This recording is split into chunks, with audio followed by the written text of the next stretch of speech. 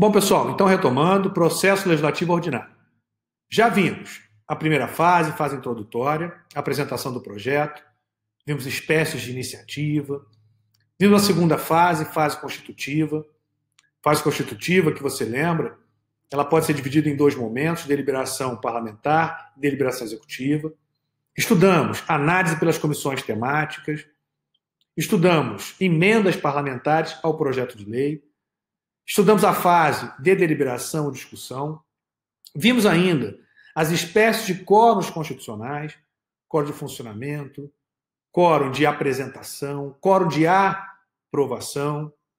Aprovado o projeto, tanto na Câmara como no Senado, deve ser enviado ao Presidente da República, agora no segundo momento da fase constitutiva, que é a deliberação executiva, cabendo ao Presidente da República sancionar ou vetar o projeto como visto. Sanção que pode ser expressa, sanção tácita, o veto deve ser sempre expresso e motivado.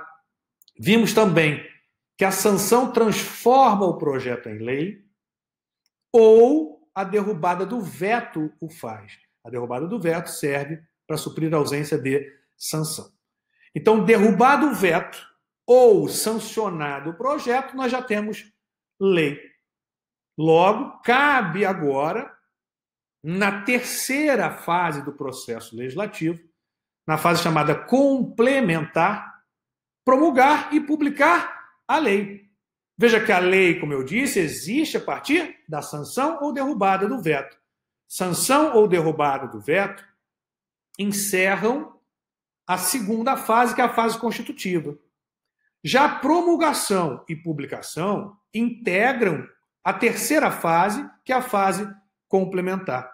Alguns autores, inclusive, José Afonso da Silva, por exemplo, entendem que promulgação e publicação não fazem parte do processo legislativo.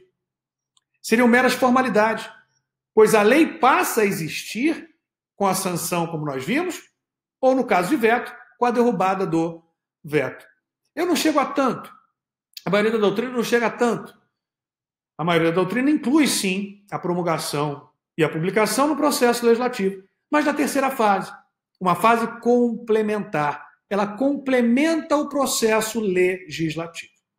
A promulgação, ela atesta formalmente, que já foi ditada uma nova lei, que já existe lei, portanto. O ministro Luiz Roberto Barroso, ele sempre de uma forma mais lúdica, poética, diz que a promulgação é a certidão de nascimento da lei. Pois o que promulga-se, portanto, é lei. A certidão de nascimento da lei não transforma o projeto em lei. A lei, veja, só existe antes da certidão de nascimento. O bebê nasce antes da certidão de nascimento. Então, o que transforma o projeto em lei, como dito, é a sanção ou, no caso de veto, a derrubada do veto. A promulgação atesta que já existe uma nova lei, que já foi, portanto, aprovada uma nova lei. Logo, ela atesta, certifica formalmente que já existe lei aprovada pelo Congresso Nacional. Ela é, e aí fica fácil você lembrar, a certidão de nascimento da lei. Nós vamos ver agora os detalhes em relação à promulgação que são importantes. A Constituição, ela determina que cabe ao presidente da República promulgar a lei, e no prazo de 48 horas. Então, cabe ao presidente da República, no prazo de 48 horas, promulgar a lei. Se este não o fizer, a Constituição determina que a promulgação caberá ao presidente do Senado Federal, também igual ao prazo de 48 horas. Se o presidente do Senado Federal não fizer, a promulgação caberá ao vice-presidente do Senado Federal, também dentro do prazo de 48 horas. Perceba que não há discricionalidade quanto à promulgação. É obrigatório a promulgação dentro desse prazo de 48 horas. Tanto que você tem uma sequência de autoridades. Então a Constituição diz, cabe ao presidente fazê-lo dentro de 48 horas. Se esse não o fizer, o presidente do Senado deve fazê-lo dentro de 48 horas. Se o presidente do Senado não fizer dentro de 48 horas, cabe ao vice-presidente do Senado fazê-lo também dentro das 48 horas. Professor, e se nenhuma dessas autoridades fizer? O presidente não fez. O presidente da República não fez. O presidente do Senado não fez. E o vice-presidente do Senado também não promulgou dentro dessas 48 horas. O que é possível fazer? Nada. Ou seja, a lei não vai ser promulgada porque essas autoridades simplesmente se negam a promulgar a lei, se negam, portanto, a editar um ato de promulgação da respectiva espécie legislativa aprovada? Não. Claro que você pode fazer alguma coisa. Ou melhor, nós não. Claro que pode ser feito alguma coisa. É possível que parlamentar impede mandado de segurança, STF, órgão jurisdicional competente, pedindo para o STF que determine a autoridade responsável a promulgação da lei, conforme a Constituição estabelece no parágrafo 7º do artigo 66. Então, o STF vai determinar que a autoridade responsável, competente para tanto, promulgue a lei, pois não há discricionariedade quanto à promulgação. A promulgação ela é obrigatória, porque lei já existe. A discricionariedade que se tem é quanto à aprovação do projeto, quanto à sanção, quanto ao veto, quanto à derrubada do veto. Aí nós temos juízo político sendo exercido. Já quanto à promulgação, não. A promulgação é um dever. Então, deverá ser promulgada nesse prazo. Se não fizer, você tem uma omissão inconstitucional. Uma omissão que descumpre um comando constitucional, que é o comando de promulgar a lei. Passível, portanto, de controle jurisdicional via mandado de segurança. Não se pede ao STF para promulgar a lei. O que se pede para o STF determinar a autoridade competente que promulgue, portanto, a lei conforme estabelecido pela Constituição. Então, muito cuidado que, quando não houver a promulgação, no prazo estabelecido pelas autoridades competentes, surge essa possibilidade, como dito, de se recorrer, de socorrer do Poder Judiciário, pedindo para que o Poder Judiciário determine aos responsáveis a promulgação da lei. Agora a gente vai ver propriamente algumas observações importantes em relação a esse ato promulgação. Como dissemos, agora a fase complementar. A fase complementar é a fase que põe termo ao processo legislativo. Ela encerra, portanto, o processo legislativo, atestando que o ordenamento jurídico foi inovado e dando conhecimento à sociedade do novo ato incorporado ao sistema. Então, veja que atestar que o ordenamento jurídico foi inovado ocorre através da promulgação e dar conhecimento à sociedade via publicação, que são as duas etapas dessa fase constitutiva. Então, a fase constitutiva é composta por promulgação e publicação. Promulgação atesta que já existe uma nova lei, ela, portanto, é a certidão de nascimento da lei. E a publicação visa dar conhecimento à sociedade de que existe um novo ato no ordenamento jurídico, no sistema jurídico, portanto. A promulgação é condição de validade do processo legislativo. Já a publicação é condição de eficácia da própria lei. Retomando, o ministro Celso de Mello, de forma objetiva, sintetiza: a obrigatoriedade da lei decorre de sua publicação. Então, veja só, a obrigatoriedade da lei decorre da publicação.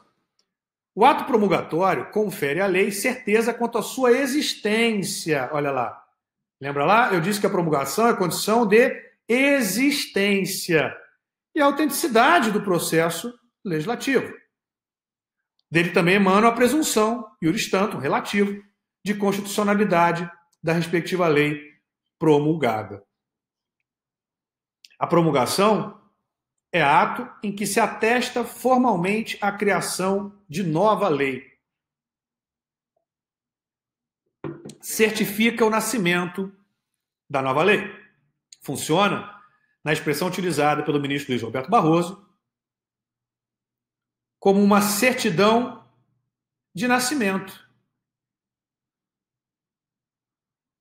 Certidão de nascimento da lei. Promulgação tem natureza de ato meramente formal Então, veja, é um ato meramente formal. Vinculado, como dito, que integra, sim, fase do processo legislativo. Não há juízo de conveniência e oportunidade, discricionariedade quanto à promulgação da lei. A Constituição estabelece o prazo de 48 horas para a lei ser promulgada, na ordem pelas seguintes autoridades: Presidente da República, 48 horas. Se este não fizer no referido prazo, Presidente do Senado Federal, como visto, 48 horas. Se este igualmente não fizer dentro do prazo referido, caberá ao vice-presidente do Senado fazê-lo, igualmente no prazo de 48 horas. Como eu disse para vocês, caso o último responsável não faça, existe a possibilidade de parlamentar recorrer ao Poder Judiciário através de mandado de segurança em que se alega violação a direito líquido e certo de parlamentar, a observância das regras relativas ao devido processo legislativo constitucional.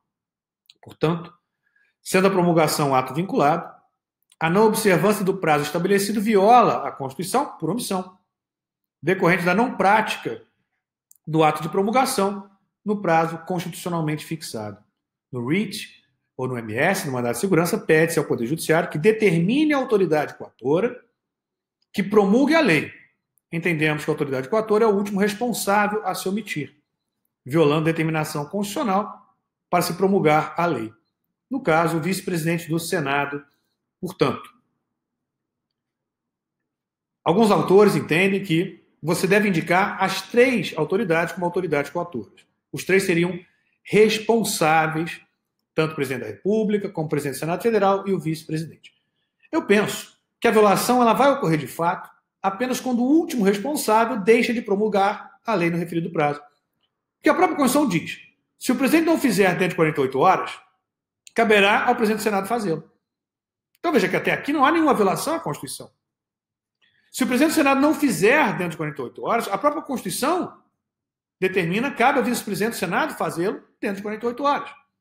Agora sim, se este não o fizer, é o último responsável pela promulgação, agora eu tenho violação a um dever constitucional, ao dever constitucional de promulgar a lei. Então, penso eu que a autoridade coatora, de fato, é o último responsável a não promulgar o ato, conforme determinado pela Constituição. Nesse caso, o vice-presidente do Senado Federal. Prosseguindo, promulgada a lei, agora cabe a quem promulga publicar. A Constituição não traz nenhuma referência, propriamente, a quem publica. Tá? Ou seja, a publicação compete àquele que promulga a lei. Então, se o presidente promulgou, ele próprio publica. Se o presidente do Senado promulgou, ele próprio publica. Se o vice-presidente do Senado promulgou, ele próprio publica. A publicação, ela visa dar conhecimento à sociedade do novo ato já incorporado ao sistema jurídico.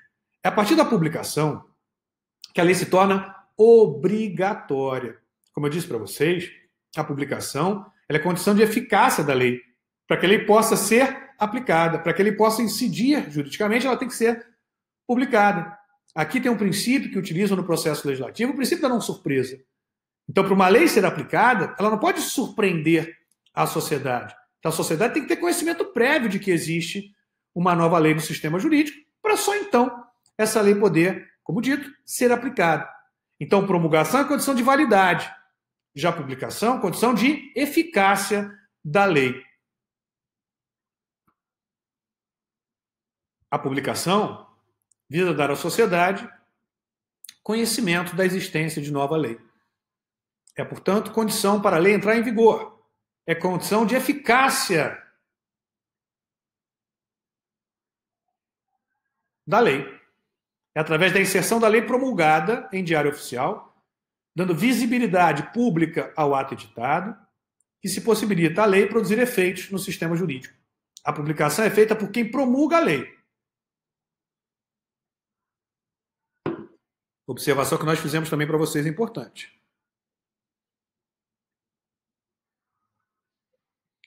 A publicação torna obrigatória a observância da lei. De acordo com o inciso 4 do artigo 84, compete privativamente ao presidente da República publicar as leis. Compete primariamente ao presidente da República. Se esse não fizer, como já visto, cabe ao presidente do Senado, se foi ele que promulgou, ou ao vice-presidente do Senado, se foi esse a promulgar a lei, como dito. José Afonso da Silva, ele defende que a lei há de ser publicada dentro do prazo da promulgação. Realmente, se acharmos que a publicação integra a promulgação, se esta se completa e se efetiva por meio da publicidade, temos que admitir que a efetivação desta há de se verificar, ou de verificar-se, no mesmo prazo estabelecido na Constituição, para que seja a lei publicada. O José Afonso da Silva tem uma posição interessante aqui, porque a Constituição não faz referência quanto a prazo para a publicação. Mas imagine o seguinte, ela estabelece prazo para a promulgação.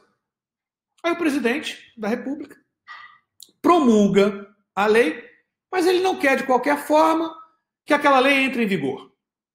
O que ele faz? Posterga ad eterno a publicação. Penso eu que isso é absolutamente incorreto. Porque se a Constituição estabelece prazo para promulgar e quem promulga publica, a publicação deve se dar, né, logo após a promulgação. Promulga-se e publica-se. Veja só, é uma forma imediata, sem necessidade de lapsos temporais.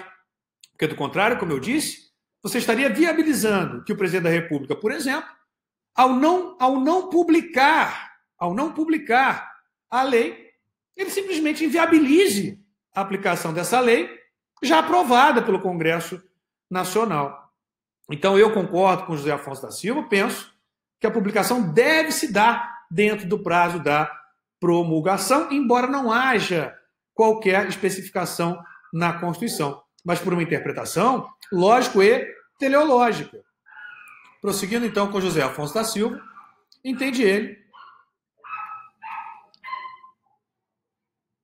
portanto, conforme diz José Afonso da Silva, tem-se que admitir que a efetivação desta há de se verificar no mesmo prazo estabelecido na Constituição para que a lei seja publicada.